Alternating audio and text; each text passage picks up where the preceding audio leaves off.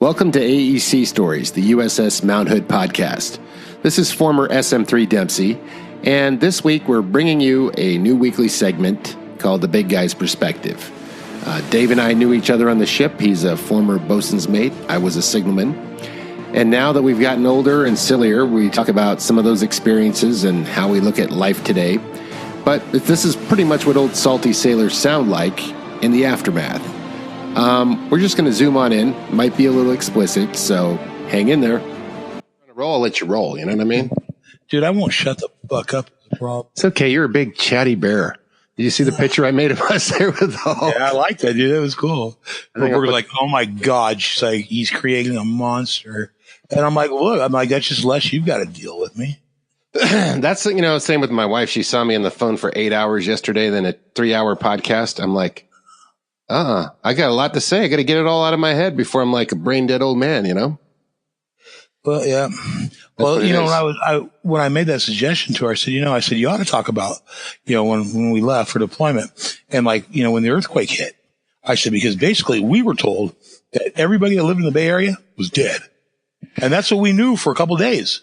Yeah. We had one communication, one line of old, Western Union Courier teletype script. Yeah. There's been an earthquake and people are devastated and nothing in between that. Everything collapsed. Everybody died. Don't worry about it.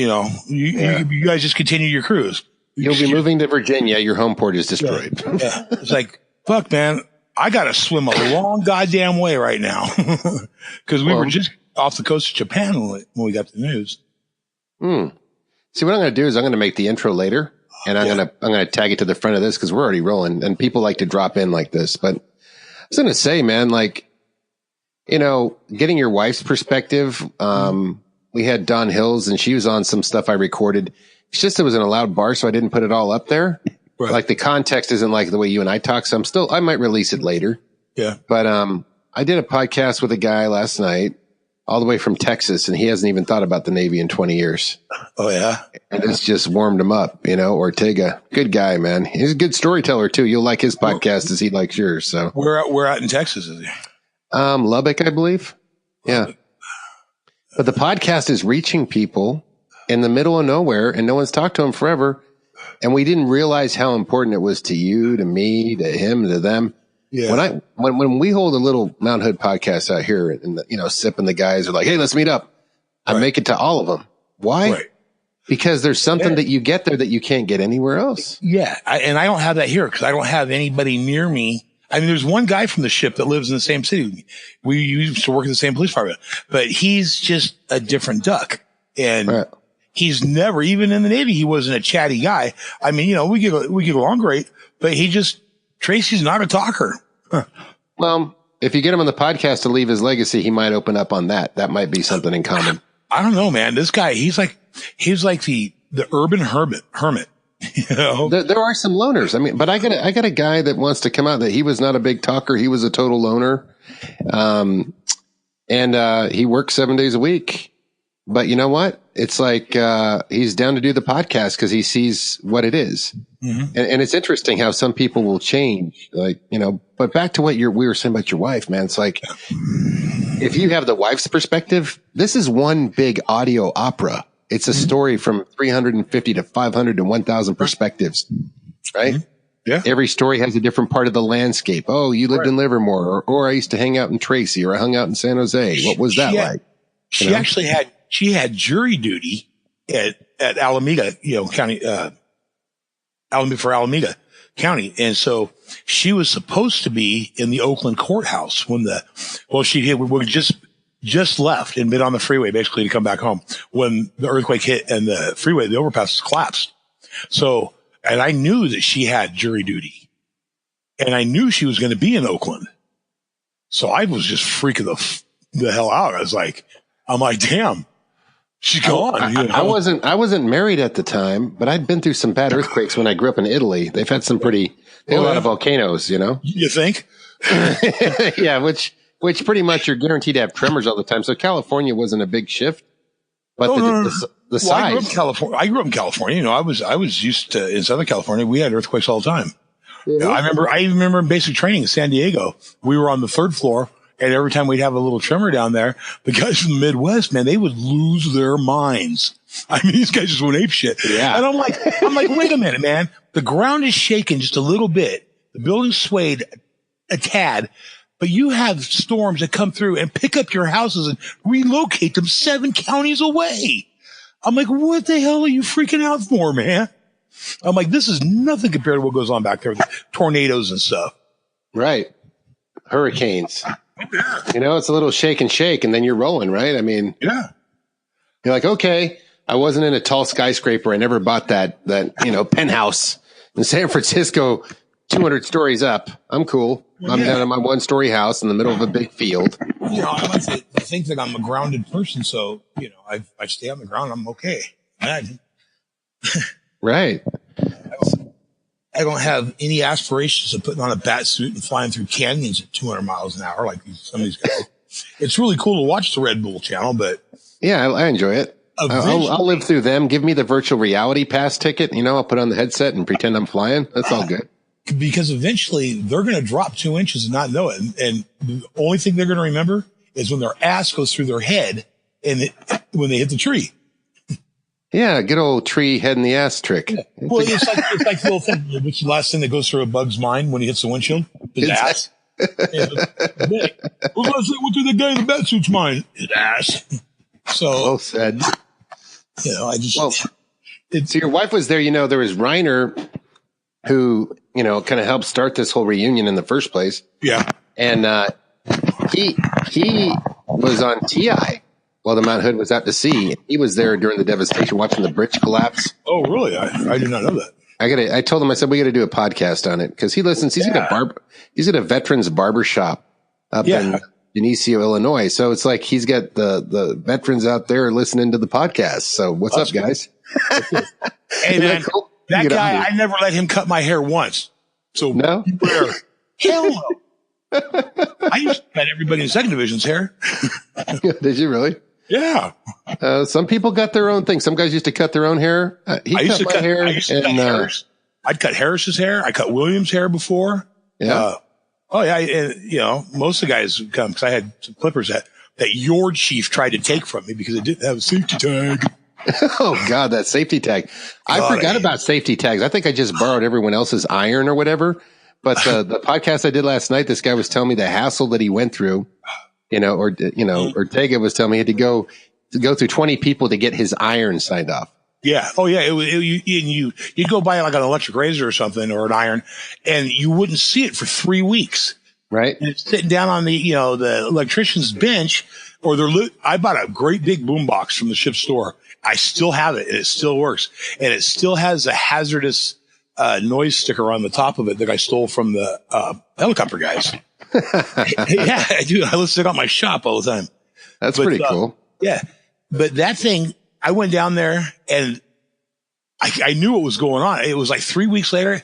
I go down, I'm starting walking down because they were up forward and then down under one of the holes, and I could hear music loud. And I'm like, those bastards. And sure as shit, they've got my speakers detached and strung up in different corners, and they were jamming in my stereo. I'm like, you sons of bitches.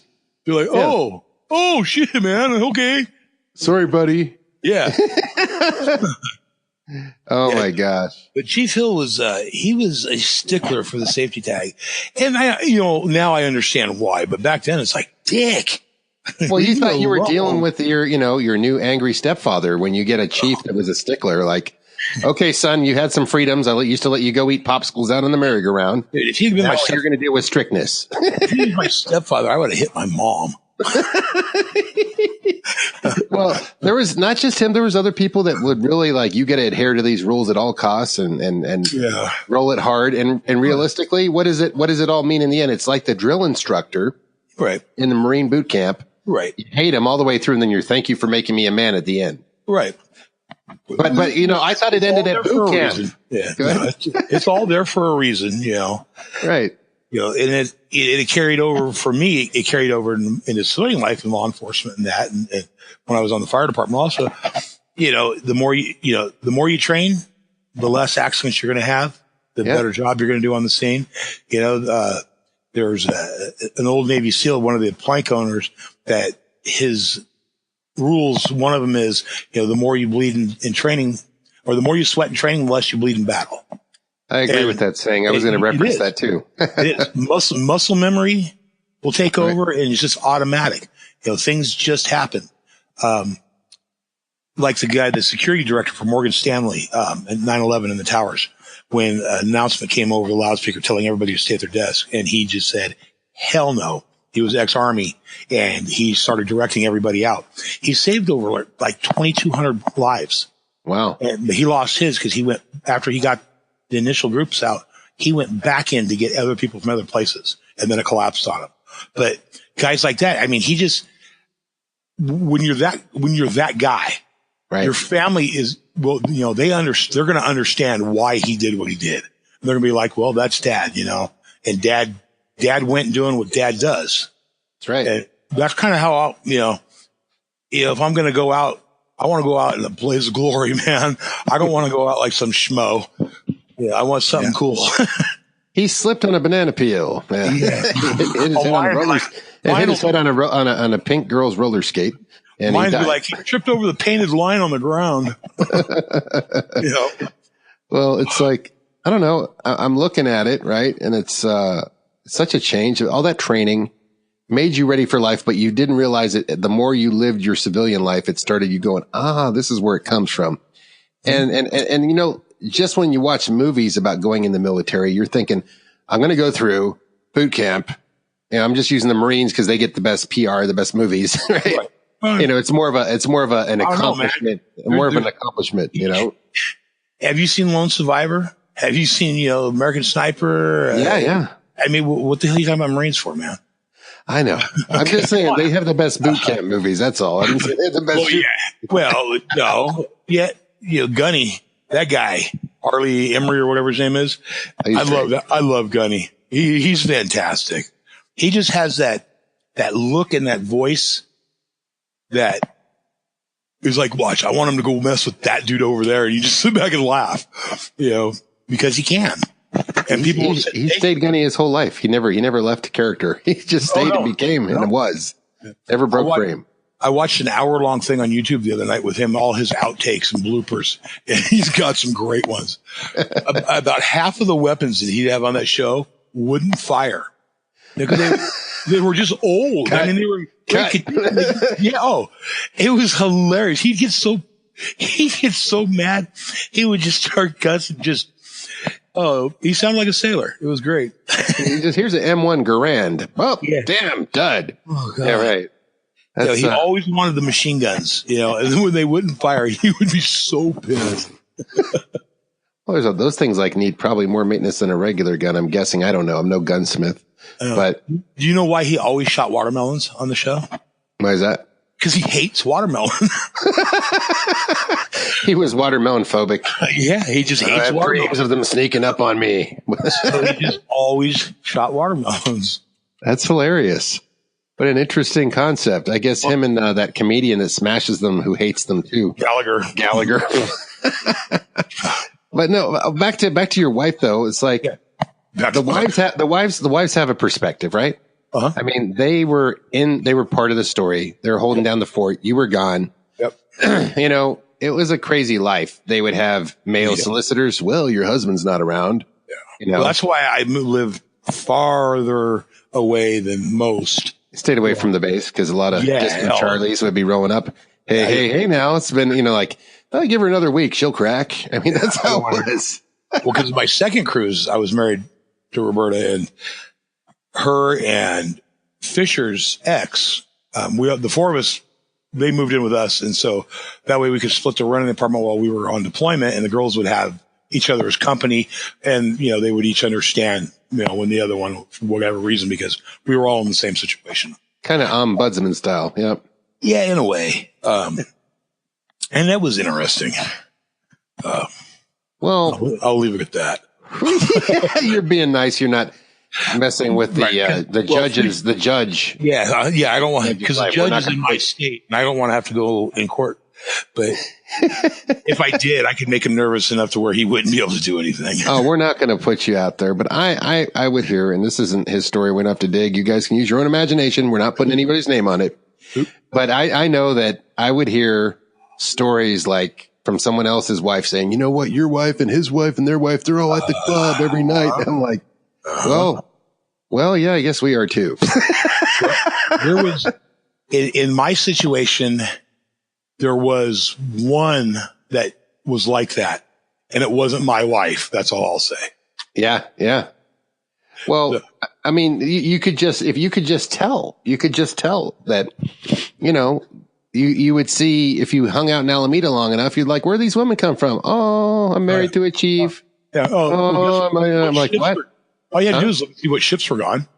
So yeah, that was the craziest thing. I mean, I don't know what the number is. Like, what is the average number where someone will crack into infidelity? When you're younger, your testosterone's higher, so it's a matter of hours, not days. Yeah, for us, it was like, if you've got 10 minutes, man, you're trying. So, but anyway, let me stop you just for a second. I just need to say something. Speaking of the judge, who I'm going to throw his name out there, it's Martin Fisher. He was the guy that played all our movies and played his guitar all the time. He had the easiest job on the ship, and I hate him for it. But I love the guy to death. I am really, really proud of Fisher because he is a lawyer and he's a judge here in Oregon. And I never saw that coming. He always wanted to be a journalist. And when he went to college up here in Oregon, he went and he was looking at a sheet that was posted on the wall of all of the different jobs and what their pay scale was. Yeah. And he, like I said, he wanted to be a journalist, and it was second from the bottom, he said. And he looked at it, he's like, well, screw that. So he went back up to the top, and it was a lawyer. So that's what he did. He goes, what rhymes with J? Journalist? Janitor. Okay. Anyway, they happen to be in the same pay bracket.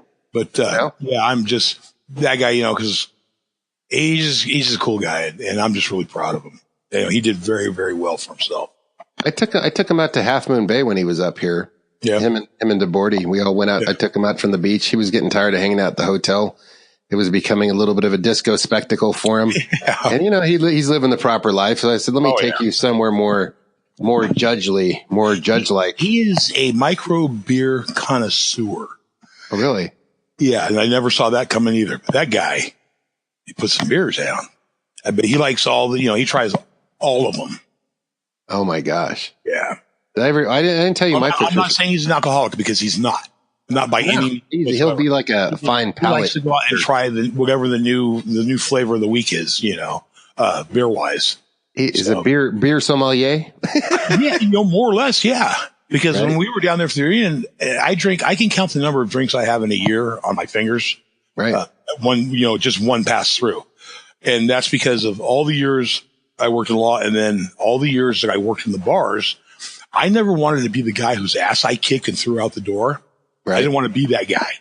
So I just don't drink because I've always seen the asshole side of alcohol. Right. So I just choose not to. And it's not because I have a problem with it. I just didn't want to be that guy. Well, come on. You and me, we're big dudes, Well, when I was on the Mount Hood, I was drinking. That guy. I could be that guy really easy. Be the ogre. Be the friggin' ogre. Rawr. Oh, sorry. I didn't mean to pick you up by your head. Yeah. I used to just get this dumb smile on my face. And I wasn't a mean drunk. I was just a stupid drunk. I don't know. It was funny. And then if somebody gets stupid, I was stupid with them. I don't know. Which way do you want to dance? I'll follow you. But I did that. Yeah. Unfortunately, I did that alone on the dance floor in a very large club in Hong Kong. And there was a lot of people in there. And I was the only one out there dancing to Soft Cell. Tainted Love, and then Sex Dwarf after that. Sex Dwarf, yeah. And I was the only one out there dancing, and I shit you not, there was 300 Chinese people that applauded me when I was done. They're like, "Wow, that's the newest dance from America." Biggest baboon in the place. Oh my gosh, you just let it all out there. Yeah. Yeah, it could have been a lot of other songs, but you picked some good ones. Hey man, I'm a child of the '80s. There was a radio station up here that would play all '80s in the morning, and they had a contest. They would play a song backwards. And Southern Oregon, when I first moved up here 25 years ago, it was still just a 100% hick town. and it has since changed quite a bit. When I first moved here, a traffic jam was 4 or 5 cars ahead of you at the light. And that was big. Yeah. And now it's time for me to move on, I think. I need to find less people again. It's too many people, like 100 people moved in. And now it's a crowded city too. You're like, those guys, those new Frisbee players really bug me the way they play Frisbee in the park. Yeah. We have Frisbee golf parks here. Yeah. Yeah. I'm not a participant. No. That would require effort on my part. Maybe, with your aggressive side, you could hide in the woods with a nice prop and be like a skeet shooter, and shoot the Frisbees. I do have a really fun crossbow. He shot my Frisbee. How fun is that? No. I have a good Fisher story for you. This will make you laugh. So we're in Guam and, we're in Guam and I go out to some club and, they told us, do not, be careful. The locals will mug you. They're aggressive towards sailors. They feel like you're, kind of impeding on their space and whatever. I'm like, I don't know. I'm Mr. Universal. I make friends everywhere. So me and Perkins and somebody else were all hammered. Might have been DeBordy. And we're right outside the front gate and they go, and we're hitchhiking. So we just broke all 3 rules and it's getting dark. And, if you're just, you can get rolled real easy. There's not a lot of entertainment for a guy there. And I have friends that live in Guam I went to high school with. But anyways, this guy comes by. Hey, y'all need a ride? We're like, hey, man, I want to make a deal with you. If you take us to the best clubs, pick us up every night, we'll pay for all your drinks, all your dinners. And, just show us a good time. We'll take care of you, man. And we all chipped in on that. We had the best time. He'd show up a different car every night. We'd go to the best clubs. We always had a good time. We had a different experience where other guys were getting rolled up at Barney's beach house by some like 350-pound giants, The women. I know karate. Well, yeah. Hey, shoots bra. Come here. That was the women. Hey, I got to take a pause for 3 seconds. Hang on. 3-second pause. I'm going to just sing a song in the middle. I'm kidding, guys. Pauses are important. Gives you time to reflect on the deep thoughts that we're laying down. I'm kidding. I missed all of that. Okay, I was just screwing around. So anyways, we're in Guam, and I told you about guys getting rolled up on Barney's beach house because there's some guys that were bigger than pro football players, like 6'5", 500 pounds. And they just throw you around like a lawn dwarf. And even if you were a 200-pound guy, you were tiny. Yeah, and they were the runts of the litter. Oh, I know. And that was the little ones. But so anyways, we go to the bar. I get in some beer drinking contest. I'm chugging beer, running back and forth, putting the baseball bat on my head, spinning in circles and all that. And, I guess the girls were a little hard nut to crack there, but they really admired my beer drinking abilities. I didn't have a full romantic interlude there. Might have got a kiss on the cheek or something. But anyways, I end up on the ship just hammered. And I'd already had a couple captain's mess. And my chief was Chief Hill waiting for me, and we're doing sea and anchor detail. Right? And I think it was the same place. It's either Guam or another one. I wake up and I go, oh, look, I get so drunk last night. I don't even remember. I must have went to the laundromat. I ironed my pants. They look nice and clean. Look at my shirt. Boy, I must have went to work there. I don't remember this, but it's fantastic. So I put on this uniform. Whose clothes were you wearing? Well, I'm getting to that. I'm putting on these pants. I'm like, damn, did I take steroids last night? Because I didn't know how steroids work because I never took them. I'm like, I must have get stung by some bee. I must be swollen because my legs feel huge. Damn, my ass barely fits in these jeans. And then I put on the shirt. I mean, I'm still hazed out, drunk off my ass. And I'm buttoning up the shirt. I'm like, damn, my pecs are massive. My biceps are about to rip out of this damn sleeve. I feel like Thor. The hell was in the food here? They're big. Must be something this is drunk logic in my head.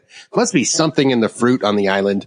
So I go up to the top of the ship in my Presley clean uniform, and I noticed that my shoes that were freshly shined were really tight. And I thought, damn it, even the toes. What the hell?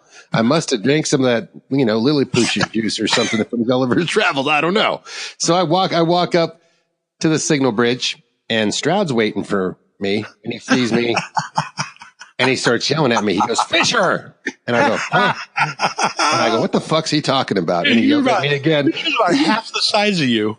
I know. I go, Fisher. And I look behind me and I yell too, because I'm like playing along. Yeah, Fisher, the hell are you doing hiding back there behind the bulkhead? What are you doing hiding, Fisher? Fuck you talking about? And then Stroud's just all mad and Fisher yells again. Then he goes back into the signal bridge, ducks in there, and he's laughing, but he's trying to hide it from me because he's a serious, aggressive boss, right? Mm-hmm. And I'm like, yeah, what the hell is this Fisher crap? And then I'm running around and everyone just starts giggling and laughing. I go, what the friggin' hell is wrong with these guys? They can see that they must be jealous because I'm yoked. I'm just barely fitting my clothes. So, and then I notice, it says Fisher on the front of the fucking jacket I'm wearing. I'm like, oh shit, I'm wearing Fisher's clothes. And Fisher must be stuck in the berthing. And we're setting sea and anchor detail. He's probably just running around in his tidy whities, right? And I'm up there. I'm like, oh shit. Chief Hill will write me up for anything that happens right now. So Chief Hill, someone told me, I go, don't tell on me. And they're like, I don't know, Dempsey. And I got my hand over the top of my, one hand with the cigarette over the top of my name tag in the front of the jacket and one over my, the back of my, dungarees. And I look like a little teacup because I'm covering both of the names. And Chief Hill's like, get on the flag bag, get that thing. And I'm like, okay. And every time Chief Hill got near me, I would just turn so he couldn't see my name tag, right? I was like, damn, this is a hard game. It's like keep away. And we're setting sea and anchor detail. And I feel like I got away from it all. And all of a sudden the phone starts ringing on the signal bridge. Chief Hill picks it up. This is Chief Hill. And then he goes, what? You say what? What do you say? Huh? Dempsey! He's like, you're wearing Fisher's uniform. I'm like, oh, Chief, I didn't know. He shouldn't have put it by my rack. I just read on one and I bring it back to poor Fisher and I go, oh, here's your clothes back. They don't fit anyway. So that was my experience with Fisher. I could have got about a half of an forearm in Fisher's shirt. Dude, I was like 203, 205 and, 6'2". Friggin' Fisher's clothes were tiny on me. He was probably $150. Yeah. That was I don't even think he was that back then. It was like shoving 12 people in a Miata. That's my Fisher story, but you and him were tighter than I knew. Yeah. He was from a different department. Did he bring the movies home from the ship? No. You guys didn't watch them on the VCR? No. We used to play this game on the way to the ship every day. It was kind of like the slug bug game, but it was a UPS game. You saw UPS truck, you hit the guy in the arm next to you. And poor Martin, man, he'd doze off. And every day we had to pass the big UPS yard that was full of the semis, and they were worth $3. And I mean, his arm stayed bruised for about 6 months. And then it was like we just started keeping track of how many, we owed each other. And at the end, it was some obscene number that I owed, it was like 600 and some times I was supposed to hit him.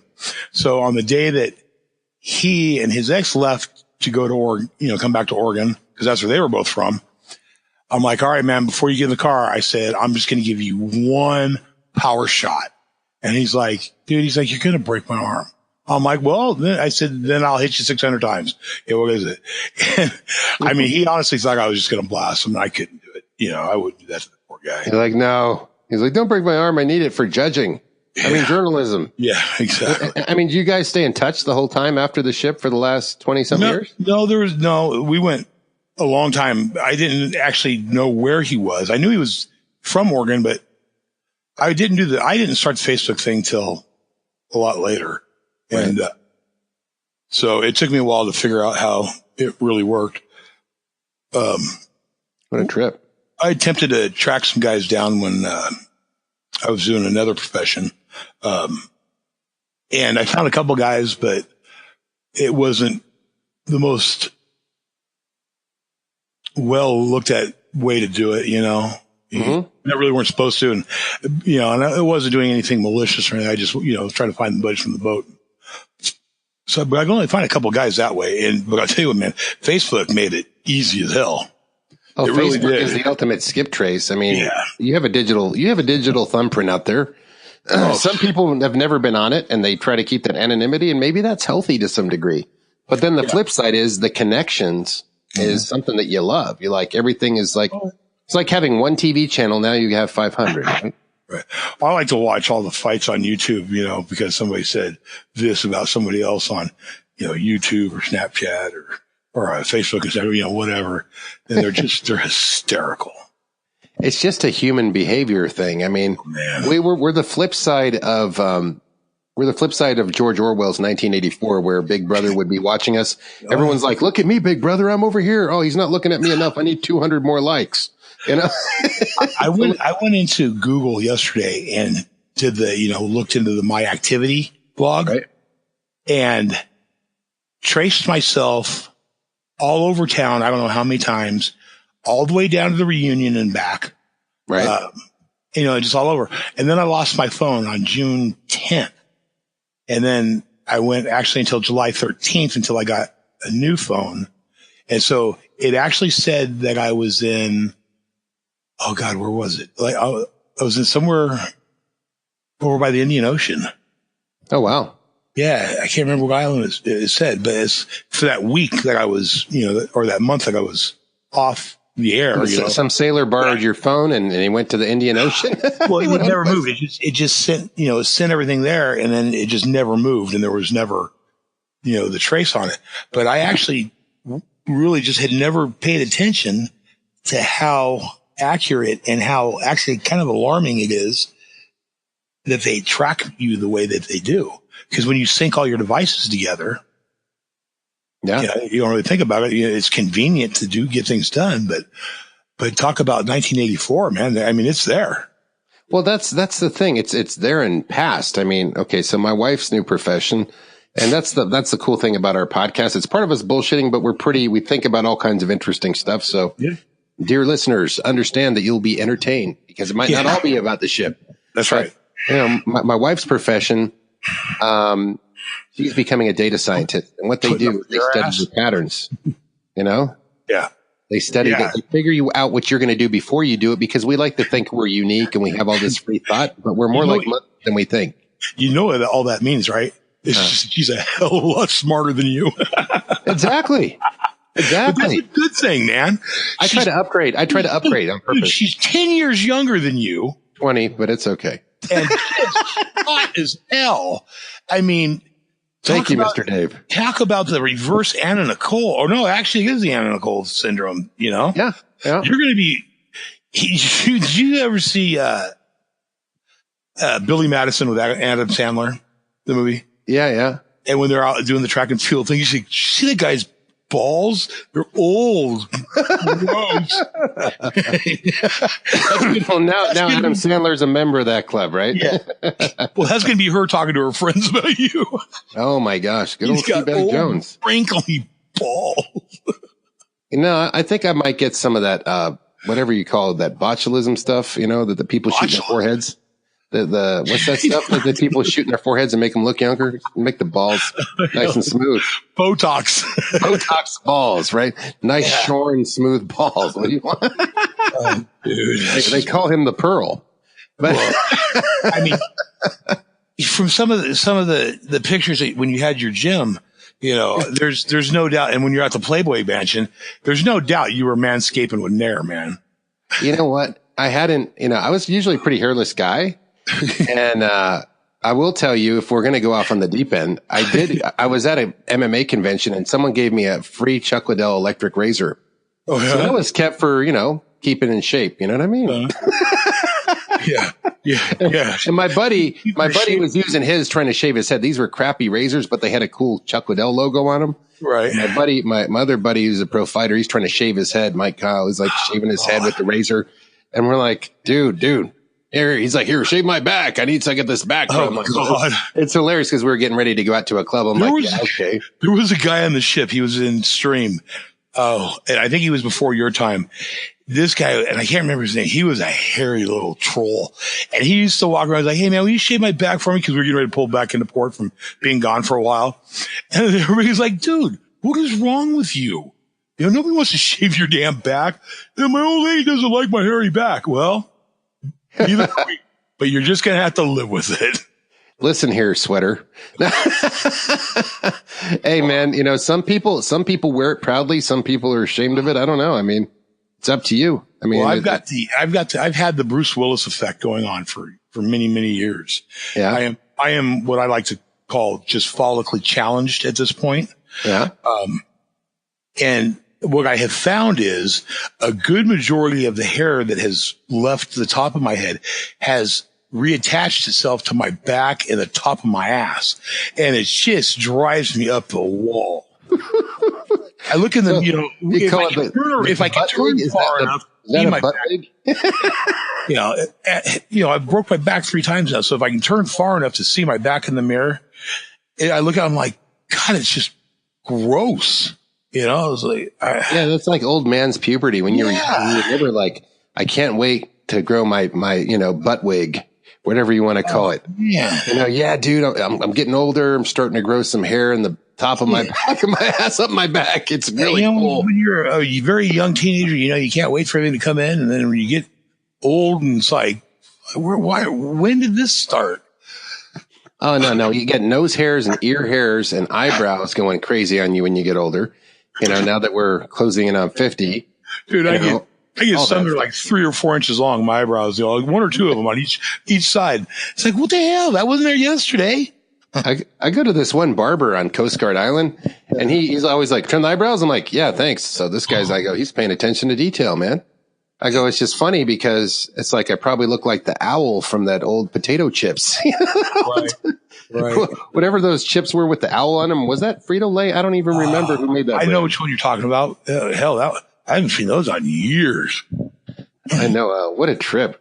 But, it's funny because we grew up in the pre-internet era. Yeah. And now we live with this computer. Now we do our radio show on the computer. But what has technology done? It's enabled us to make our own movies. Mm-hmm. We can make videos, documentaries, do whatever we want. You can get a camera pretty cheap, go make a movie, put on YouTube. You can make your own radio show.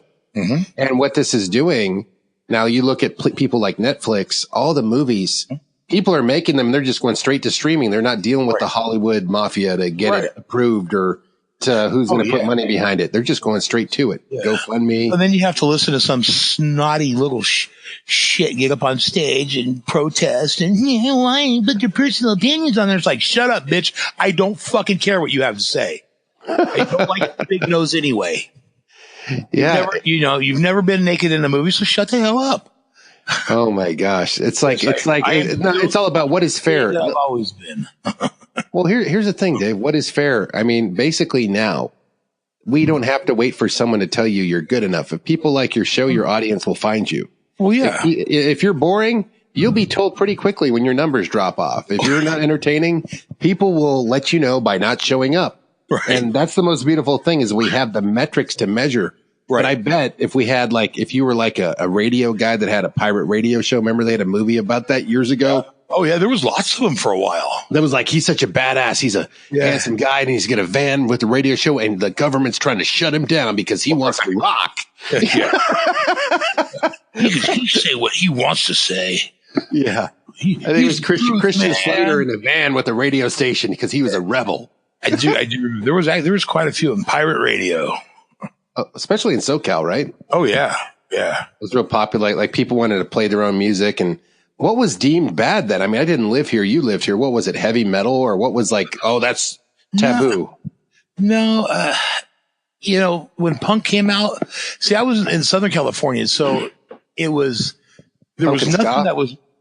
nothing really taboo because you had, if you went down like Sunset in LA and that, there was just, you could go to any club and listen to any kind of music you wanted and it was okay. So that just kind of filtered, everywhere else. Every neighborhood had its genre of music, and what they liked.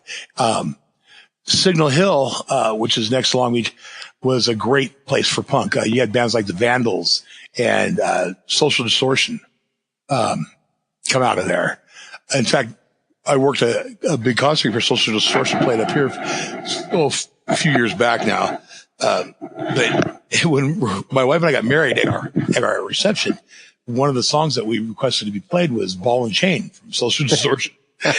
So I'm talking to Mike Ness before the concert and I was telling the story. He's like, no, you didn't. I'm like, yeah, we did. I said, my wife's here. I said, she can verify it. So anyways, when they got to the part of the show where they were going to play that song, because that was one of their big hits, he stopped the show, and my wife was working up at the front with one of the other guys that ran security with me, with his wife, and he called her down to the front of the stage. He wouldn't start the show back up until she came down to the front of the stage, and he played and sang the song to her the night. So she got a big kick out of that. That's pretty awesome, man. Yeah, it was pretty cool.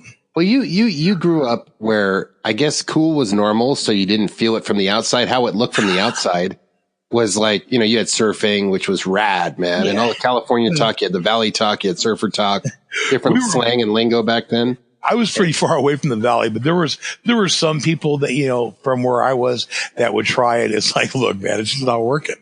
You're going to get beat up if you don't stop. They're like, what's up, Dave? Hey, man, like totally gag me with a spoon. I'm like, no, I'm going to gag you with this fish. Oh, shut up. Exactly. It's like, look, man, it's like when you were dressed like Depeche Mode, that was bad enough. But this, right. You got to go. You weren't exactly wearing a flock of seagulls hairdo, were you? No. But what's next? You get to dress up like, men without hats and do the safety dance. Oh my gosh. I mean, some of the music I go, are they just fucking with us? Cause back then Echo and the Bunnymen, I'm like, huh? Oh dude, where'd you come up with that name? You must have been sniffing. They had one big song. It was, damn, it was the name of that song. They had one big hit. Well, and then like Gary Newman, In Cars was his big hit, and in fact, I just listened to that song this morning. I still like that song, but bands like Devo had a horrible rap back when they came out, but they grew in time. They're epic. Bands today are still trying to emulate the sound that they came out with the electronics and all that. And they had good. Oh yeah. They had a fantastic recording studio, or they still do. One of the guys just died a couple years ago. I think the recording studio is in Pasadena. I'm probably totally wrong, but I believe that's where it is. But bands from all over the place. In fact, Rob Dyrdek, he's the pro skateboard guy he was on MTV. He had the Big Warehouse and the Robin Big Show, Big Black, Christopher Boykin. Yeah, he passed away too, I believe. Was he in the Navy too? Yes, he was an MS in the Navy. Oh wow. Yeah. He's a big boy. Yes, he was. He seemed pretty nice. I heard his interview. He seemed like a nice guy. Funny as hell. Yeah, I used to love listening to him. But anyways, I completely lost my train of thought. What was I saying? You're talking about Rob Dyrdek, Southern California music. Oh, he did a thing for his TV show on MTV where they play all the videos, and make fun of everybody. The intro to his show was done with one of Devo's songs, and they recorded it in Devo's studio. So no, Devo was big, and then Oingo Boingo. Oingo Boingo, I love them back in the day. Yeah, he that guy is a musical genius, and I kind of got upset recently. I watched an interview with him not too long ago, and he said that he totally regrets doing any of that in the 80s. He doesn't know that it meant more to someone else than it did to him, and his embarrassment, who knows where that's from. But he writes movie scores, and he did the theme for The Simpsons and all that. If you watch movies, about half the time you'll see his name up there for doing the music. The guy is he's a musical genius. What's his name again? Is it Brian Eno or Elfman? Danny Elfman.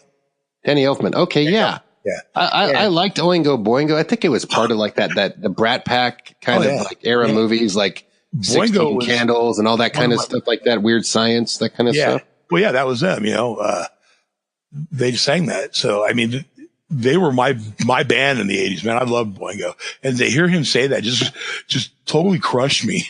It's like, but you guys were the shit, man. Well, it's funny. I would like music for different reasons. Well, they were the kind of punk band that had a full horn section. I like them. I mean, there was all remember Madness? Yeah.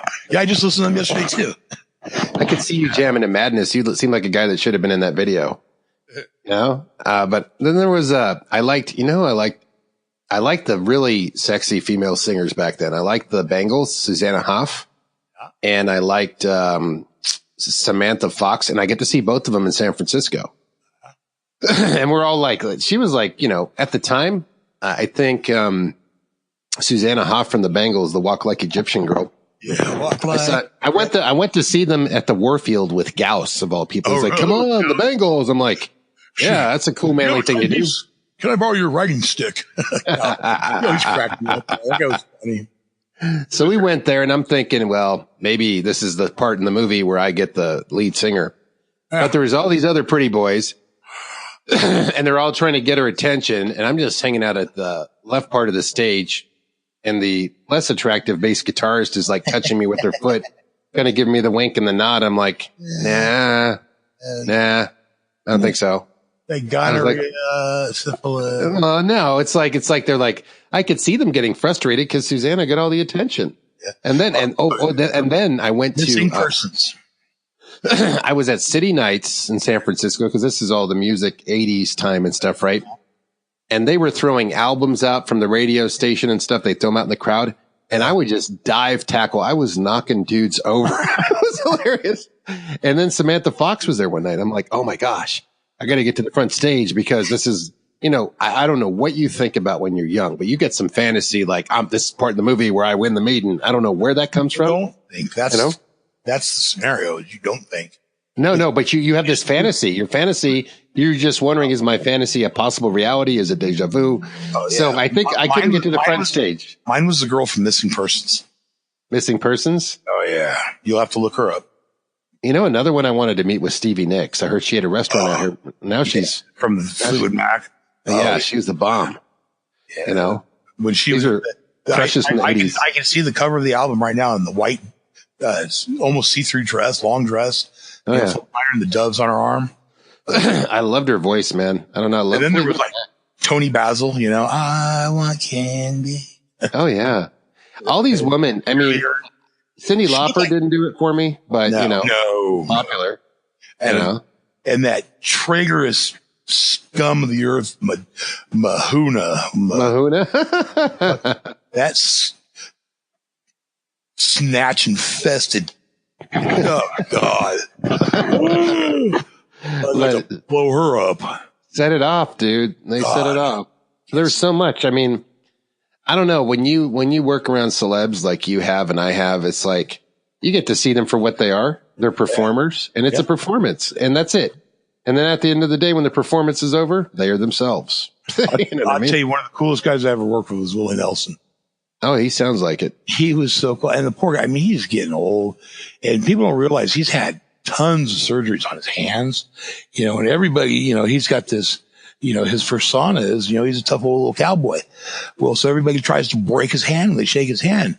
Oh, they don't realize that when they do that, they're cutting his career by months every time they do that because it just destroys his hands. Let me show you what a real man I am and derail you with my hand crushing grip. So when I was, doing his security stuff, and when I first met him, and I, his driver, security, personal, whatever you want, who'd been with him for 30 some years, Willie met this guy in an elevator at some building somewhere when the guy was like 17, 18 years old, and asked him, I'm just riding down in the elevator, you want a job?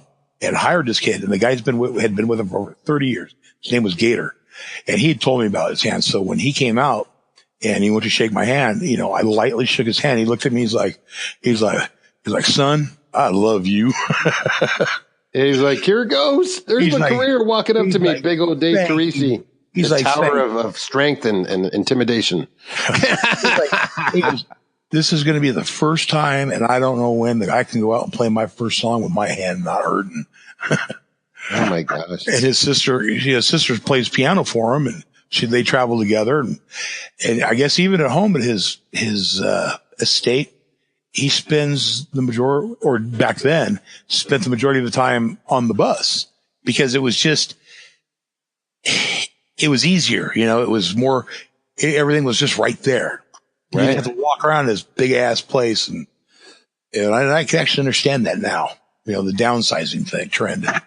Well, it's interesting. I mean, it's like when you meet some celebrities, like, one person I met who had the softest handshake was Anderson the Spider Silva from the UFC. Yeah, because he doesn't want his hands hurt and he doesn't want to hurt your hand. I can understand that. That guy knocked everybody out in the world. I'm like, well, that's the softest handshake ever. Oh my God. When he broke his leg, the worst. Man, Oh, that just sent me spinning when his leg snapped that time in that fight. It's been a boxing month for me. I just watched the Conor fight. Now I'm going to, my friend is going to take me out to see the Golovkin fight this weekend. So I'm like, cool. Some good boxing, it'll be pretty cool. But I don't know. I'm living for the podcast. This is ear food. This is, we're entertaining somebody. Well, it's mental, it makes you think in ways that you don't normally think. And if you don't exercise your brain, it's like anything else. If you don't exercise your brain, it's going to get lax and weak and mushy and sluggish, like, everything else would. Yeah. So my brain was starting to feel, before I did the podcast, I started to feel like, you ever take Tylenol PM and you have that hangover the next day over? You're trying to wake up. You take Tylenol and fall asleep. I don't do it anymore, but like a heavy sleeping pill, and then you have to wake up in 4 or 5 hours and you're still under the influence of that sleeping pill. Your head is numb. Right. That's kind of how it would feel some days. It's like the ones I have now don't do that, and I like those. I like that. So you're not taking that one pill that makes you run out naked in traffic? Or you but I used to. I've talked to a few people that had that effect. It's like it's like an out of body experience. Like you're down at the bakery in your boxer shorts, right, trying to order some pumpkins. They're like, "What? Who are you? What are you asking for, sir?" Well, one of two things would happen if I ran outside naked. One, people would see me from a distance and purposely speed up and crash into a tree long before they got near me because they didn't want to see any more, or they would speed up and try to hit me to kill whatever demon that was in front of them. So, and bear hunters would actually pull out their tags. Yeah, because of my back. Thanks. There it is. There goes Smokey. Dick. But, have you had a chance to check out any of the other podcasts yet? No. No? Because you're busy. Well, you're a busy guy. Yes and no. My thing is, I don't watch a whole lot of TV, per se. Yeah. What's your kick? I listen to music and just kind of, I'll start 30 projects and leave them unfinished. Oh, I know. I get back around to them whenever. And my wife hates me for it. I'm going to build a bird cage. Wait. Well, I've been building a cat tree. I mean, an industrial strength.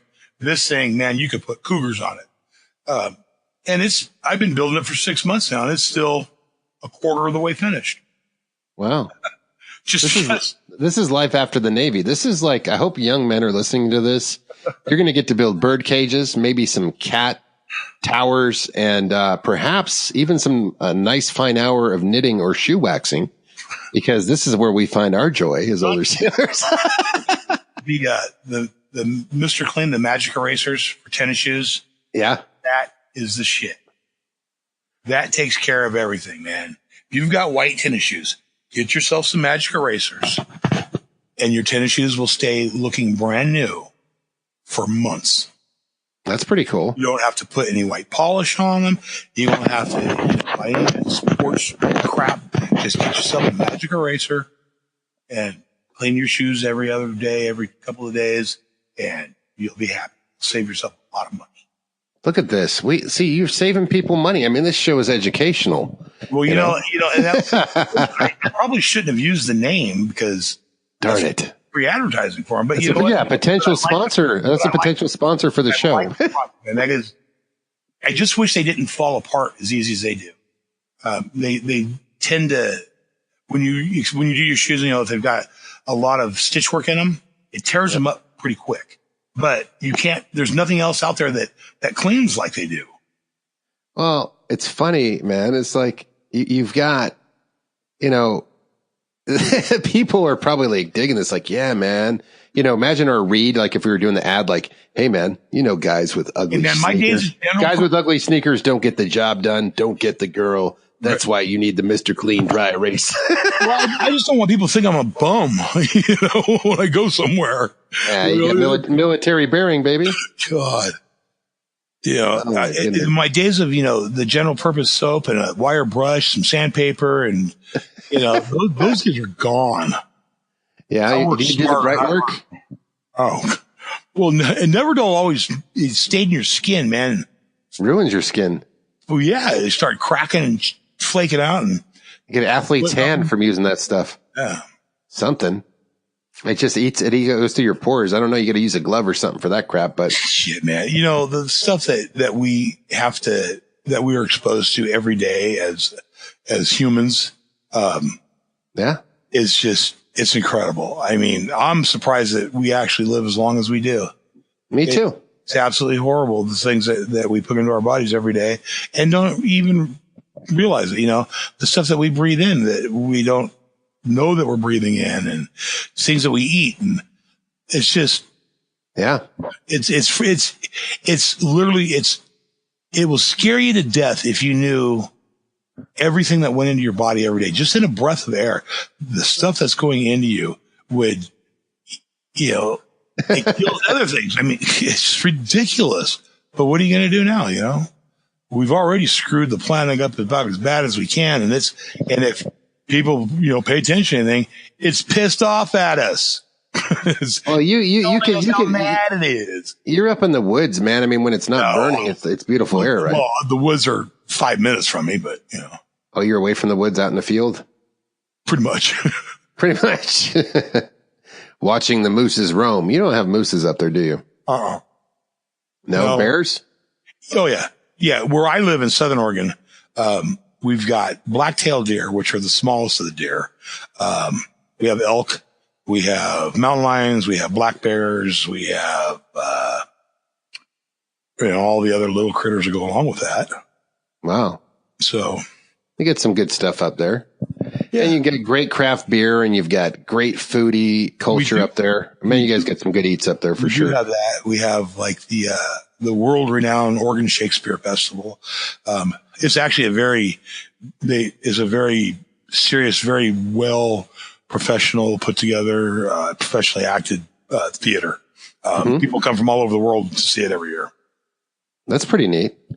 It's nice to have some big event that just draws a crowd like that. You know? When we have the Ashland Film Festival up here, and there's lots of people come for that. Ashland is the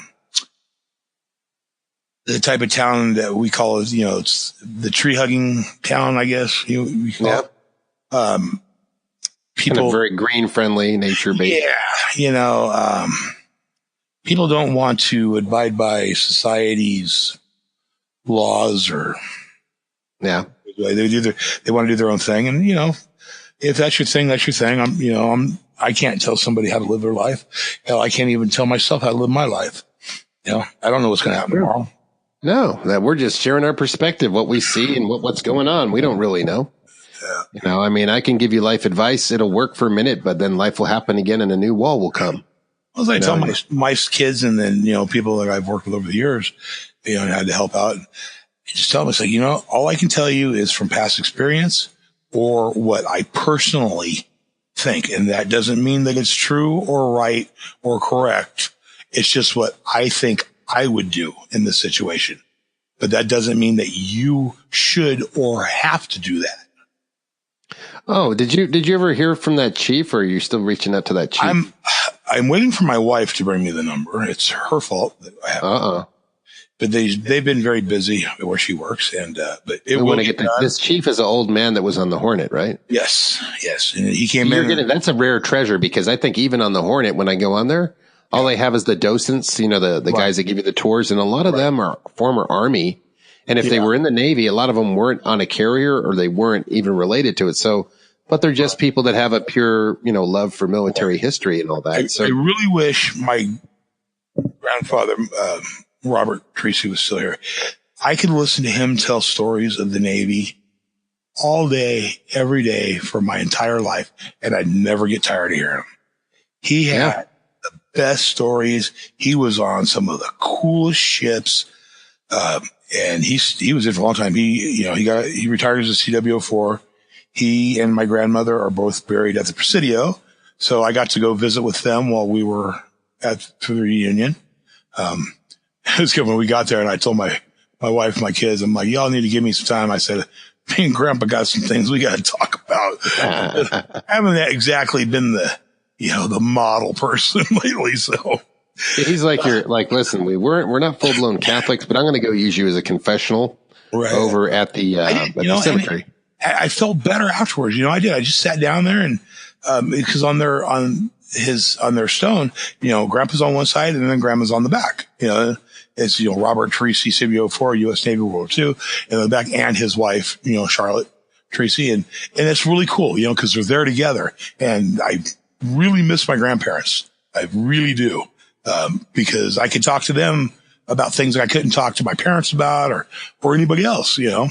And, you know, doing things with my grandpas was always one of the things that I look forward to more than anything else in life. So, and I miss those days. I really wish I could go back to those days just for a week, you know, say, hey, remember when we went fishing here? Let's go there again, you know? So. You know, it's interesting. You talk about the nostalgia, how you felt back then, how when we were younger, I mean, music, we didn't have a internet and everything to distract us. Music was one of the, you felt the music, you dreamed with the music, you took the music for a ride. Right. You know, the boom box, that music, it created emotion and thought in your head. Today, I listen to music with half or a quarter of the effect. Like, I don't get as high off the music anymore, you know, but I like it. But I don't have any new albums. I haven't accumulated anything. I only find myself finding music for the show. So, yeah, I know exactly what you mean.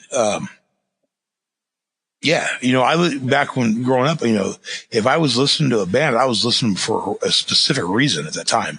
You had your cassette tape in your boombox, right? Exactly. Yeah. Well, remember you had to tape stuff off the radio? Yeah, I had a lot of those tapes.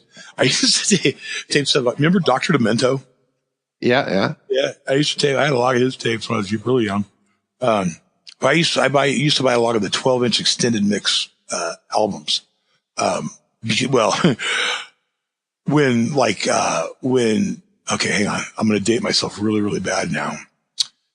You're 29. Run DMC and Houdini and LL Cool J, when they all first came out. The beginning of hip hop. Flash. Yeah, very beginning. You know, when they weren't talking about bitches and hoes and money and dope and all this and, you know, all the negative shit in society. They were talking about my Adidas and, you know, shit like that. I mean, fashion and dancing and style. You know, the fat boys, you know, beatboxing, you know, fat boys are back. You know, well, that's me now. I'm a fat boy now. So I remember the movie that they did, man, The Disorderlies. It was the most ridiculous movie in the world, but I watched it 2 or 3 times. They were what was hip and cool. I was always waiting to see what the new cutting edge would be. Yeah. Now you think about it, when you're recording cassette music off the internet, off the radio. God, I slipped. Yeah. You know, but really, we didn't have any other way to store our media. A hot song is out. The album is not in stores. Right? There was no MP3, MP4, no JPEG, none of that. Those words hadn't even been thought of yet. No. My first thing I had, because I lived in, you know, when I lived in the Army base, a lot of the GIs would get big boom boxes. So they sold a lot of the best big boom boxes at that PX. Yeah, And then all the kids started getting them, and they'd work a summer hire job, or they'd work at the commissary as a bagger and get tips. And they would buy the $250 Sharp 8-speaker, 12-inch woofer, kind of whatever. I'm just exaggerating. The JVC 35-watt PMPO super boom box, which was my favorite. You know, we would have blast off contests to see whose boombox was the loudest. It was funny, man. You remember those days? Everybody walk around the mall with a boombox on the shoulder. And we would have like a guitar strap for the chain around it to wear it around our neck, right? Yeah. Remember that? Oh yeah. We'd have like a guitar strap hooked to the boombox, and then you'd walk down the street with the boombox in your ear, like 10 or 20 watts, like bam, bam, bam. You were cool because you were blasting music right into your head. Right. You thought if you got more in there, it would be better, right? Well, now we have these little tiny, you know, earphones that you can plug in. Like I've seen some that, you know, the smallest earbuds you can think of, over $1,000 for a pair for some of these. And it makes it sound like you're in, you know, at the world's, the Who's loudest concert ever, you know. That's amazing. Yeah. Well, I see people, you know, I saw some kids running down the street with their cell phone, blasting some music, like hanging out in a group. Yeah. Like they were boomboxing on a micro boombox. I'm like, dude, that ain't no boombox. Show you a boombox. You know, it's like, I've got some Altec Lansing. They're top of the line speakers, Bluetooth. Got a couple of those. And I mean, these things fit in the palm of my hand, but they sound fantastic. But it's like, I could have fit 4 of those in one of my boombox speakers. When you were a kid, was it also important to get the loudest stereo? Were you guys having like, who had the loudest stereo at their house? Remember I had remember those? in my bedroom. My dad had given me a set. He bought me this really cool, receiver and turntable and equalizer. And then he gave me some huge, back in the day when house speakers were just enormous. These things weighed, they probably weighed 75 pounds a piece, these speakers they had. But they were well-made cabinet, house speakers. Things were built to last still then. And I could shake my house just out of my bedroom. Right? Yeah. Well, I used to forget. I would think I'd have my big headphones plugged in, and they actually wouldn't be pushed in all the way. And I'd crank that thing up. My dad come running in my door. What the fuck you doing? He listens to some punk or something. He's like, turn that shit off. I remember we get in trouble. My friend was trying to show off. I didn't know what loud was. I thought my parents' stereo was loud. Like I used to think their Volvo station wagon was fast because I had no other point of reference. Well, wait, easy. See, my wife had a Volvo station wagon when I met her. And that thing wasn't bad. I actually got in a fight with some guys these 2 kids in this Honda CRX. She beat them twice in the same night racing from light to light. And this kid calls her a bitch. We'd only been going out for like 2 weeks. And I'm like, I can't let that happen.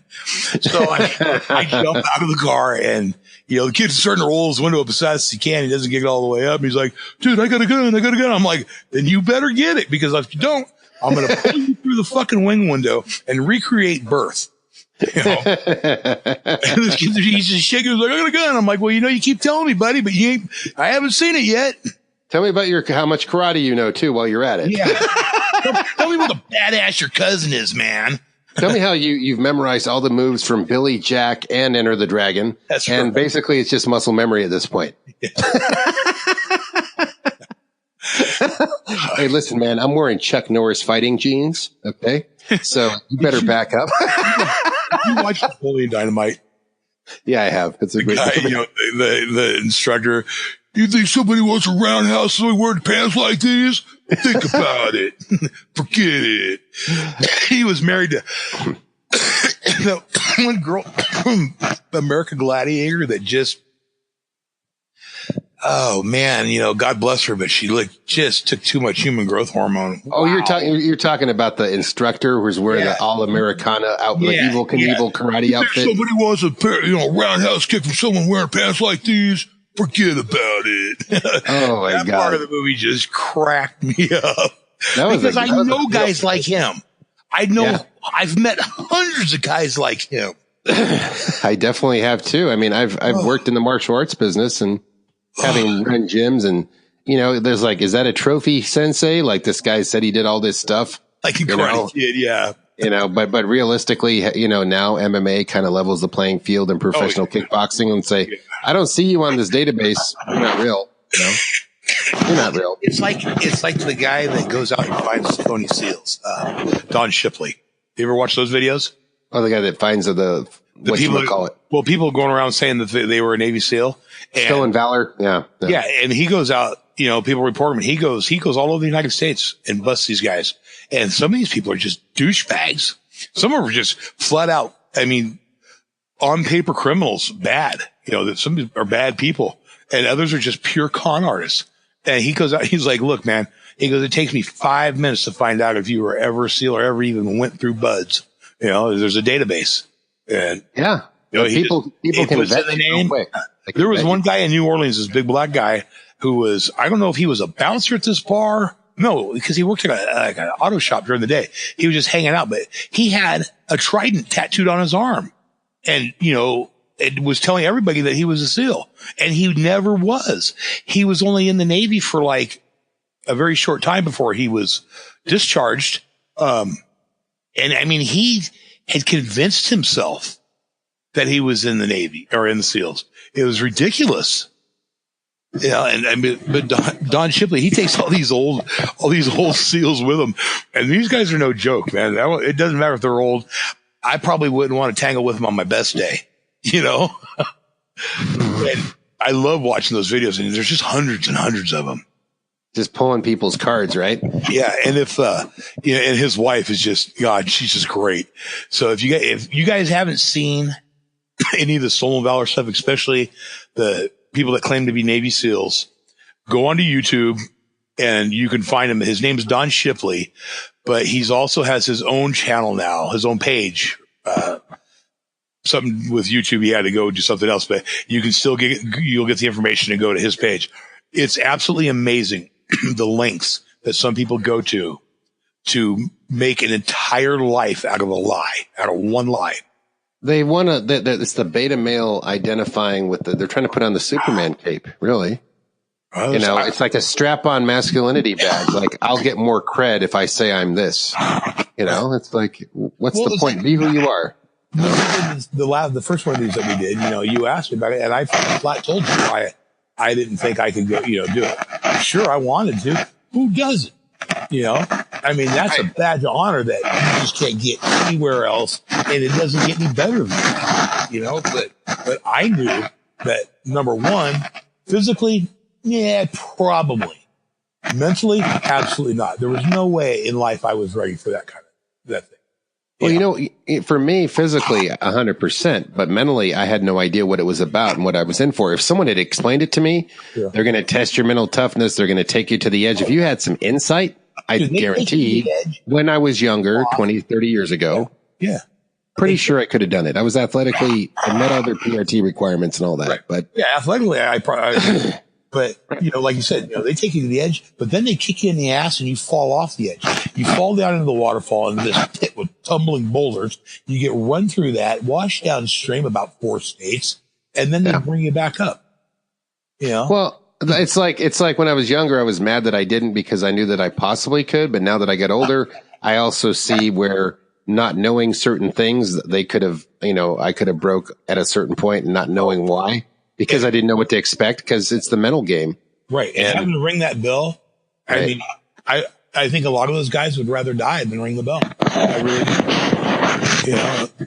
Especially guys that have maybe have a family legacy. Right. I used to work out with them on the ship. I'm going to tell you, it took me about a month and a half to be able to complete the workout. And I was really strong with benching and lifting heavy weights. Oh, with the EOD guys, and most of those guys were former SEALs. Yeah, their workout was insane. Especially that senior chief. Oh my God, that guy was nuts. Yeah. Their senior chief was just insane. I used to work out with these dudes, and I was like, this is a badge of, for me to know if I could do the physical thing, right? Yeah. And that's all I needed. And then, I went to, I was over in PI. They made us do swim quals to make sure we still had our swim. Yeah. And I used to swim competitively in high school. My parents didn't want me to sit around the house, so they put me swimming 5 days a week. Yeah. So I would go do the swim, and the guy's like, "You sure you don't want to be a diver or SEAL? You should come see me, man. You get strokes. You can swim," because I was just smoking everybody. Well, and I'm like, there's not like there was a big swim team to compete with on the Mount Hood. Okay. I guess Vincent was never swam but once. Go ahead. And he was a good swimmer. Who was? Vincent. Yeah. Upstream. Yeah, a little skinny guy. I don't know if he's still built like that or not. I know he was working out a lot there towards the end, getting a little bit bigger. But that poor guy, man, he was a stick figure when he came on. And I probably teased him way, way more than I should have, messed with him just because I was a dick, and that's one thing that really hasn't changed a whole lot in my life. I had to stick with something I was good at, and it wasn't a lot. So, well, you didn't know why you were mean. Now you do. I did. So now you do it less. I knew. Now you do it less, and you have kids, and that changes your dynamic because now you have to love and protect and think about the message you pass. My kids are mean to me. Oh, really? Man. Oh, yeah. I'm going to They come home and they tickle fight you? Dad, no. Cut it out. We're going to tickle fight you. My daughter has this weird alien strength. She's so strong. Yeah. Just incredibly strong. Yeah, she used to deadlift over 6. I'm not kidding. God. I'm not kidding. Yeah. This was before she was 15. Wow. Have her in the Olympics. Well, she hurt her back, but. Well, obviously that kind of weight strain. I'm surprised it didn't. No, I don't remember how she did it, but actually it's just from bone spurs. It is natural occurring. Oh, wow. But well, she's been through a lot of health stuff, like you said on the other podcast. God, she's died, She's still here. Got lucky. She's still here. I've got some fantastic videos of her just out of her mind, doped up, just talking. Oh, God knows what she was talking about. It's funnier than shit, though. Jibber jabber. Well, it's kind of like our podcast today. Yeah, more or less. Yeah. Well, we're going all over, but it's interesting because it's a conversation. And I think, one of the byproducts of doing a podcast is people get to know you and you become their friend. You're their friend that they don't see every day. All right. This is we'll see if you remember this. The bar you went to in Guam was called Monkeys. I went to Lights. Yeah, you went to Lights. Well, you were at the strip club too. Because you guys all had that girl come in. That's right when I got made third class. You guys had that girl, one of the strippers, come up and just beat the shit out of my head with her tits. I mean, she was behind me and these things were hitting me in the eye. Was that might have been other signalmen? Because you talking about the Viking Lounge? Because I don't remember what the name was. I just remember I went to Taco Bell and I ate about $40 worth of food there and could barely move getting to the strip club. And I was so uncomfortable. And then this chick with boobs down to her waist comes and just beats the shit out of me with them. I wanted to throw up because I ate too much. And you're God. like. You're one of the ones that paid for it. You don't remember that? I don't. My memory's short, but it's possible. No, dude, I know. It was probably the Viking Lounge. If that was the place. That's one thing. I remember great detail about things all the way back to when I'm like 3 and 4 years old. It's weird, but I can't tell you what I ate yesterday. Maybe not for 10 years. Well, that's why I want guys like you, because you guys get that recall. I talked to Ortega. He had so many stories. I was like, dude, you're the Olympian champion. I mean, you're pulling details out of details. He remembered. He was telling me, this will be in the next coming podcast because I'm going to drop this tomorrow. This is your weekend long ride home. Just me and a couple sailors catching up, telling sea stories. If a story slips out, it slips out. Oh man. And here's the thing. If any of the guys out there, or even any of the girls also, sorry, my bad. Any of the women, ladies, if you have something or have a memory of something and want to ask us, send one of us a message and I will do my best to rack my big old fat head and try to remember some of these things, or if you guys want to just reminisce about a certain thing, please send us a message so we have some content. That's right. And we'll do that. Eventually, I'm going to run out of shit to say. And that doesn't happen very often, but it does happen. Well, I don't think you will. I mean, if we have to talk about what was life like living in a phone booth, and that was our whole subject, I think we'd run out of things pretty quickly. Did we talk about the guy that put the compound W on his pecker to get rid of his venereal warts? No. Oh, yeah. I think we talked about that off the air, though. Yeah, I think we did. The poor dude. And I told him, I'm like, dude, look, it says right here, man, don't put it on genitalia. Oh, no, I got to get rid of these. Okay, here you go. Here's the bottle. 3 minutes later, man, he screamed like a bitch all the way up to medical. It was great. You get a bad case of fire crotch. So how do you solve that? What do you spray them with Bactine? No, there's a different kind of stuff. Yeah, is there like a numbing shot? Come here, we're going to have to use the 4-gauge needle. You're going to get this. I don't know. Hold it down. I luckily never had to experience the shot or anything for any type of bug that I caught, because I never caught anything. No, me either. I was pretty lucky, man. Yeah. There were a few guys. Poor Mike Wagner, man, when we were in the Philippines the first time before he passed, he got the black clap of the mouth. Oh, that guy was so sick. Oh my God. He slept in the storage pantry of the officer's mess for 3 days. Oh my gosh. He was miserable. That poor bastard. Yeah, that was the corpsman that I had a podcast with, Derek Grover. He talked about that being a common recurring thing. Yeah. Where guys would show up to the ship and they're like, hello.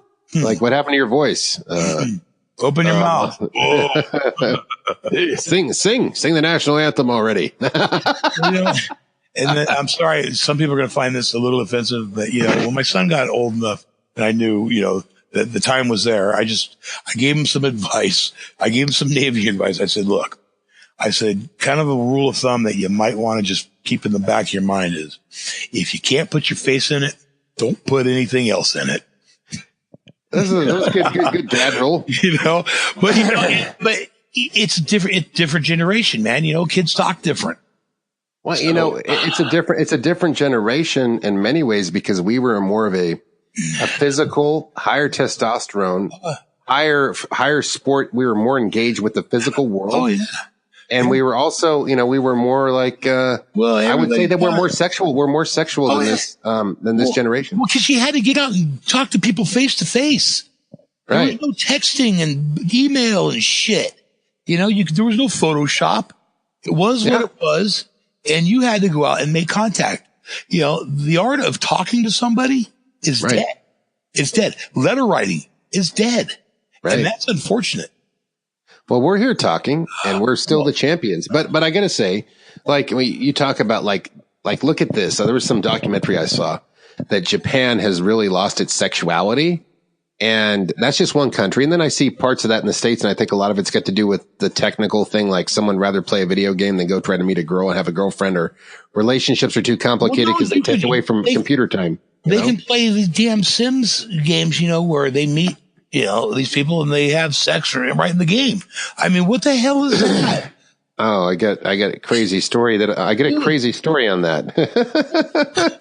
Okay. There's this video game that's like a virtual world. I forget what's called Half-Life or whatever it is. Yeah. I've heard of that.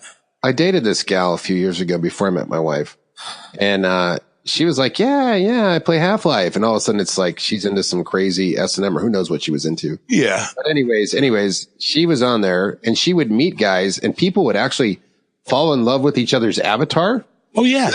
whatever cartoon character you are, you can build your person with digital money. They had this all of a sudden you're Ken and Barbie. It's like you're playing G.I. Joe with a girl. You have G.I. Joe and she's a Barbie and you're making them play with each other.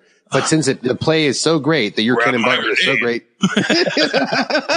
that becomes people would meet. And I watched a movie on it on Netflix. I got to find the name of it. We'll drop it next time. But so people would meet and she dated some guy off of there that because they were talking romantically, they'd go on digital dates and it manifested in reality. But the movie I saw, most people, like there's people that would leave their wife because they were in love with Susie the Avatar because the Avatar spoke to him better than his own wife. And the truth, it wasn't really a better situation. He went through a bad divorce. I was like, this is crazy. Yeah. What's going on with computers, man? There's a guy that had a baby with a gal he met off there and never saw her again and knows he has a kid with her. I mean, I'm like, what in the frick? We would go kid when he gets older, or she, dude, we were more like, how do you explain that? We were more like Josie Wales. Yeah. See, mommy was a killer elf and, she met this troll that had 29 wives. I mean, how do you explain shit like that? I'll take it a step further. Okay. Cause I mean, this is, I guess the best part of the podcast is guys from the 80s. That's where we get to really wrap around guys from the 80s, guys from the Navy in the 80s. When we were around this shit that's got so crazy now, man. It's like, I was talking to one girl when I was doing online dating. And she was like, I just like submissive men. I go, I'm not that guy. Yeah. I come back from the hardcore era. I don't put anybody down, but this is just where I'm from and who I am, where you're just alpha male testosterone. Mm-hmm. Stick your guns up, handle your business. Yeah. So she's like, well, I only deal with submissive guys and I play video games. I go, great. And there's like some Starship Commander. She goes, and I cheated on my last boyfriend with another guy because he was like the third best player in the world. Oh my God. And that was like in her world because she was from in her nerd world, that was real status. That's like, Bob has a Corvette. You left me because I'm only driving a Mazda 323 and you went off with Bob, even though he's a jerk. You wanted to look cool at the prom. Yeah, you cheated on me with him. He's the best video game player. Yeah. Well, guess what? I'm going to kick his ass. But the guys that kick ass won't make it. Well, I mean, it's more of a softer culture. I mean, there's more guys running around with beards that aren't real lumberjacks. Oh, and they are more like Shaggy from Scooby-Doo. Yeah. And it is what it is. I'm not going to hate it. It's here. I mean, that's that many less alpha males I have to worry about when I walk around that I have to dress down. You don't have to puff your chest out so much. No, I can tell. I'm in like relaxation mode. Yeah. What happened? Did you? I kicked the can. Oh, you kicked the can? Hey, check it out, man. I use this stuff in what hair I have left. It's called Uppercut. It's a deluxe pomade. The shit smells fantastic. Yeah, so you're pouring it on your chest now? Only on Saturday nights. Look, honey, I've spiked the field. It's funny is my kid's like, what the hell is a pony? And it's like, go watch the movie Old Brother, Where Art Thou? I'm a Dapper Dan man, boys, we got to get some smell in our hair.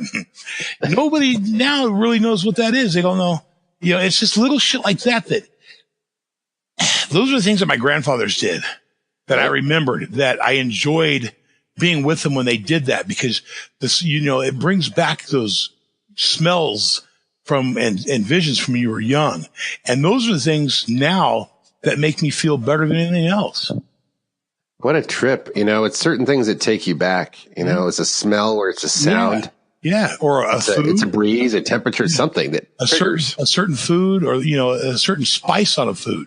It's like, damn, I don't remember, last time I remember tasting this, and then all of a sudden I get this vision of the whole family sitting at the table, and what we were talking about. My Uncle Earl Dean was here from, South Carolina, because he worked for NASCAR. I worked for Champion Spark Plugs and for all the race cars that were sponsored by Champion back in the day. And I remember when he would come out, and he was the funniest man I knew, and my grandpa was, we'd be out there and they'd busting these jokes, and I got them, because I grew up with, with my grandpa and all the adult people. So I knew at a very young age, I knew how to talk with adults from little. I probably am worse at it now than I was then, actually. You're pretty good, man. Yeah, well, you've only seen me once in the last how many years? Yeah, you're amazing. You're like, oh, wait till you see my dark side. Come to my house. I think, but I'm gonna have a business idea on the way there. I can't do any businesses. I don't work. I just do this, a couple hours a week from my house in my cave. That's where I live. I don't do anything, but I might go out very, very, very rarely. But I'll tell you, I have a good idea for you. What if you ran, and this was a fantasy I had, like, dude, I don't want to your fantasies, homie. Listen, I thought we talked about this. I'm not leather. That guy. We're down at the aquarium. All right, if it's with the dolphins, that's different. So I'll get back to it. Now, I was thinking, what if you had 80s camp up in the woods and charge an astronomical fee, and people would come out and you'd have boom boxes and all 80s stuff. You'd go by like the no internet used goods store, right? Yeah, no internet. Yeah, no internet. 80s camp. Oh, man. That would be a great festival thing, and you'd bring back cover bands of that era. You got a bunch of 55-year-old people running around up there with all their shit sagging. Who the hell wants to watch that? Well, no, you'd get some of them, but you'd get the newer generation because they want to experience it because they're so logged in. You're logged out. Yeah. You know what I mean? Yeah, you'd have to present it as a challenge to them. Do you think that you could do this without any of your gadgets? There's no MP3 player. There's no iPod. You get cell phone jammers. Here's your Walkman. Here's a Walkman. Right. Figure that shit out. It's got a lot more buttons on it, bub. No, you can go to the little, library and check out a Walkman or check out a disc player. But you can't. There's no thing. You want to call home? There's a rotary phone, and you know what? People would pay a pretty penny for that peacefulness somewhere deep in the woods near a river. Do they even still work? Huh? Do rotary phones even still work? I don't know. There's this one town I think that they have them because they're doing like satellite research into space and they need radio waves. So there's no. They've blocked all the Wi-Fi and cell phone calls for like 200 miles. Wow. Yeah, that doesn't scream government. Mm-hmm. Yeah, we won't talk about my weird theories. So what do you think? What do you think, Dave? You think you're going to do some 80s camp? I don't know. You going to do it? You could be, what your job would be? Your job would be the bouncer, and then your job would also be you get some craft beer companies. Dude, I want to be the camp counselor or the counselor liaison for the women. You could be like, listen, you're the storyteller of the campfire. Like you'd be like the celebrity that shows up at night. Like we don't have TV. All we got is Dave and camp stories. You just roll in there, man. I got you photos. Roll in there with your Viking helmet on. Today, the theme is Viking stories. just my Viking helmet. Exactly. But no, I really believe that you live in the area, get a bunch of craft beer sponsors and all that shit.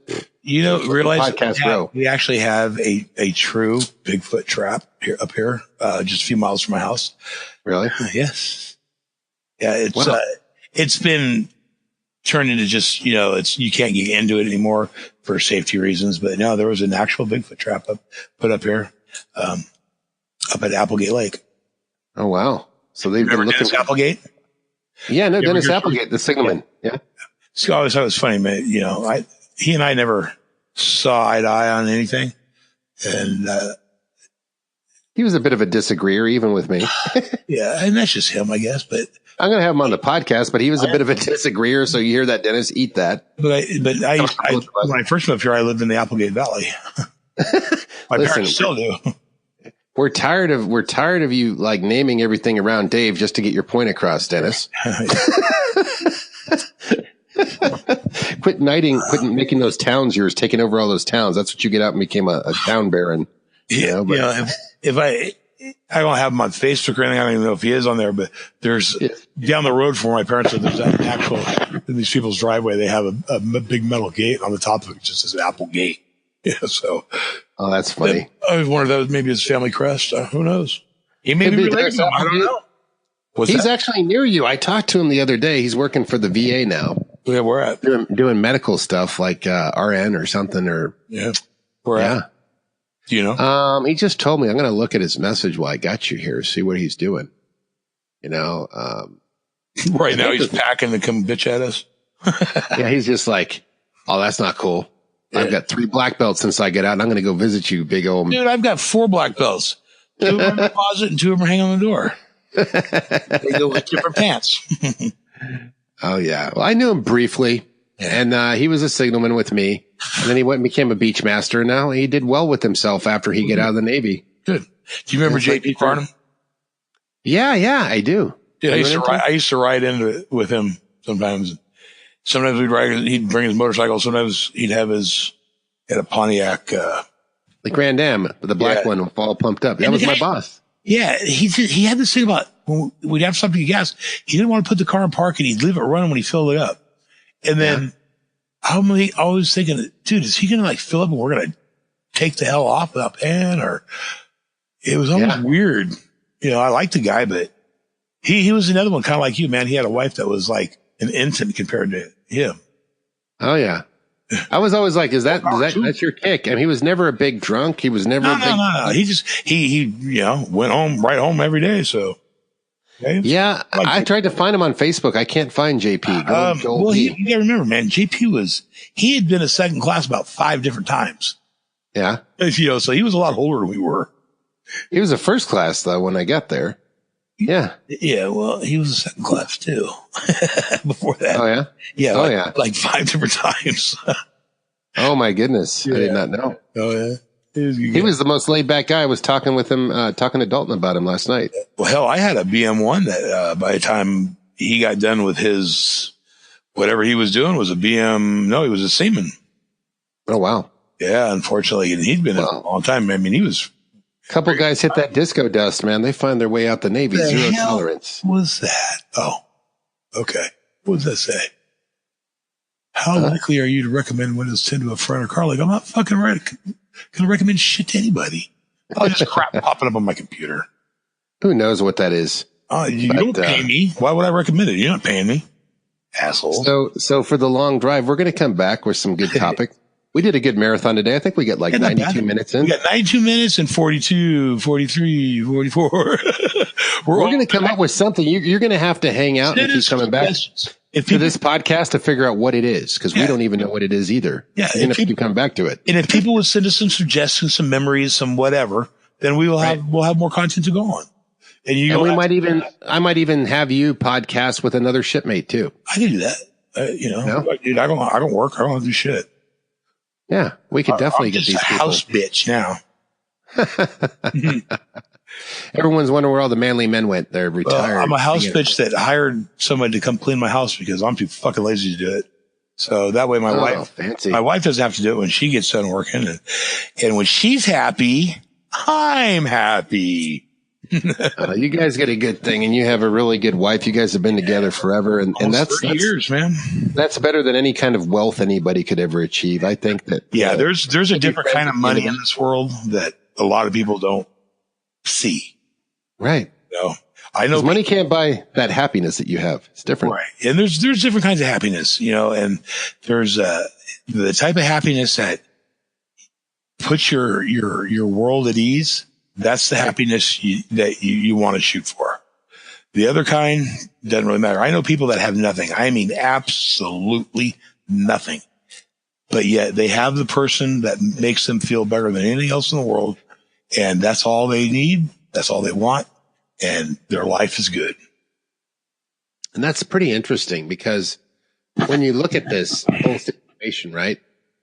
I see you, I see Dalton and his wife, and I see, the Cadillac and his wife. And you guys were all married from that era, and you guys are all still happy and jamming. I'm like, it's not the guy that shows up with the Rolls Royce that I see 30 years later. It's the guy that shows up still happily married to who he was with. And whose kids still want to talk to the lottery. Right. Yeah, and the guy whose kids still want to talk to him just because. Just because dad's cool. Yeah, You were able to be harsh when they were young growing up, and then you're able to, parry over into the friend but wise advisor dad. And when they still come and ask you for advice, it makes you feel good, even if they don't really need it. Right. If hey dad, what about this? And it makes you just feel good because they're like, hey, they remember me. That's true. I'm not dead to them. Well, let's wrap up today, Dave. It's been a great talk with you. Another great day. And I feel somebody you want to go ahead. I'm sorry. Go ahead. No, you go. Your turn. Who do you want to? Who would you like to podcast with? Let's see if we can get them to come on here. I would actually like to do one with Pat Harris. Okay. And maybe even one more person. Who knows? But Pat and I would like to do one with him. We actually Pat and I have a couple of things that we want to talk to people about, and not just Navy. We have a topic that we would actually like to get out to everybody in the United States. I think that's great. I know exactly what you're talking about, but I'd like to save it for the time that it comes out. Yeah. Why don't you talk to him and then, do you feel confident enough? We've already talked about it. I just got to get him to do the podcast thing. Okay. So I just need to have to go down there, and then the three of us can sit down and do it. We can do that too. I mean, you're going to be coming down here soon eventually, right? Pretty soon. Yeah. I got to get my wife down there to see her dad. So. Okay. Hit me up when you're in town, but I'll be in touch. I'll go to that town that you live in that starts with a D. Dublin. The Dublin. That's right there. Yep. Okay, everybody.